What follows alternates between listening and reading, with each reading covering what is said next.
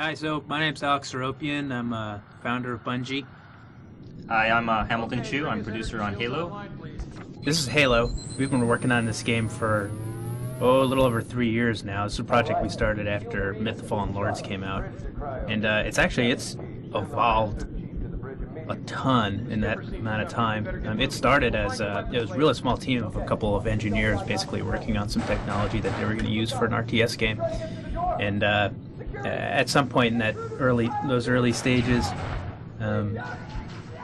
they wanted to go back to some of our Bungie roots, like Marathon, and started working on what they could do with combining some of the stuff we learned on Myth with some of the action elements of a game like Marathon. And that was sort of the first part of Halo's evolution. And in the years that followed, a lot of things happened where, like recently, we got acquired by Microsoft, so we had an opportunity to refocus and move from the PC world to the console world, which is something we've been interested in doing for a long time. That's had a real profound effect on the way we think about the game, and the way that we design the game, and a lot of the decisions that we've made recently. It's really given us the opportunity to focus on making the game graphically really rich and play really well. I think it's pretty cool. There's a lot of stuff we've learned along the way too with process. This is definitely the biggest team that we've ever had working on a game. It started off, like I said, really small, and it now encompasses all of Bungie. Like Alex said, this is by far the largest team and project that Bungie's ever done. The story in Bungie games has always been a really big thing for us and something that our fans have really appreciated. So it's always a big part of everything we get into.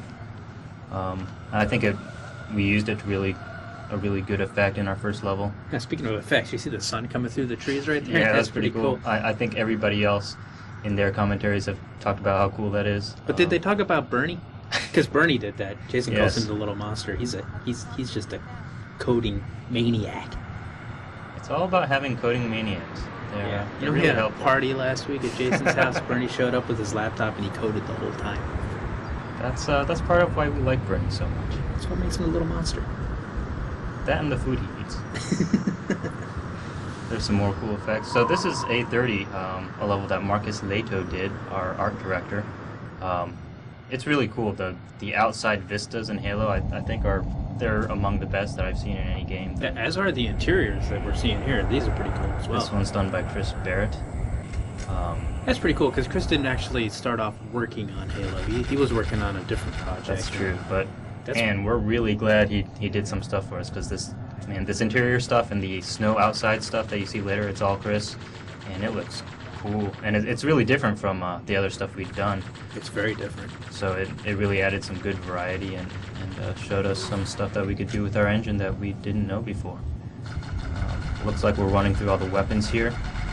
The weapons were designed by Rob McLeese. Rob was actually one of the first people that we hired at Bungie. He's been here for 6 years. He's really into guns.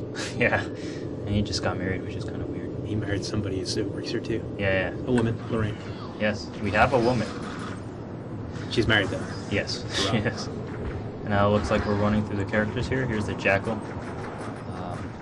A while ago, you could shoot through his shield pretty easy, but then we made his shield really fairly impenetrable. Yeah, that made it really nasty. That's a stealth lead. That That really stealth cool. effect's really cool. That's Bernie again. Yeah.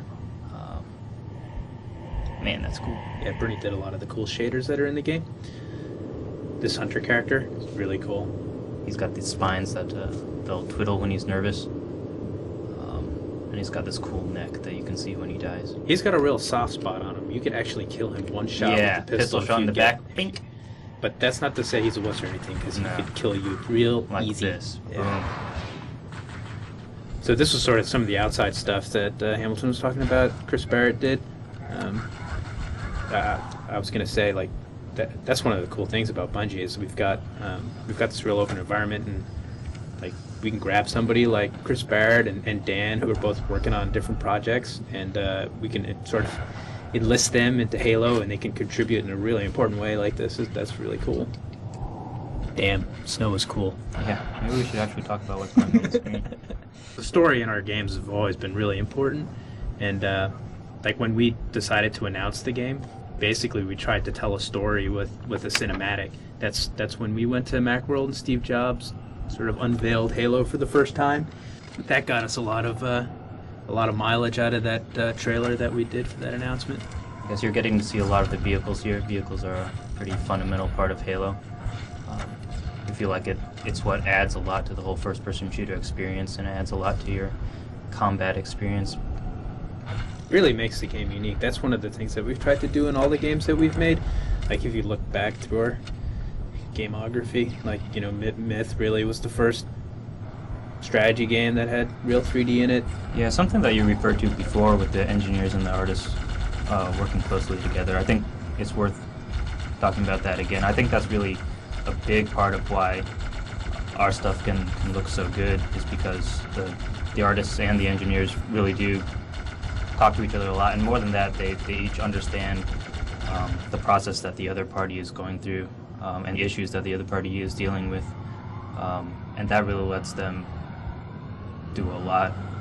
The artists understand the tools such that they can take it farther than the engineers envision it going, and the engineers understand the artist's needs so that they can come up with new tools for them to use that the artists wouldn't have suggested themselves.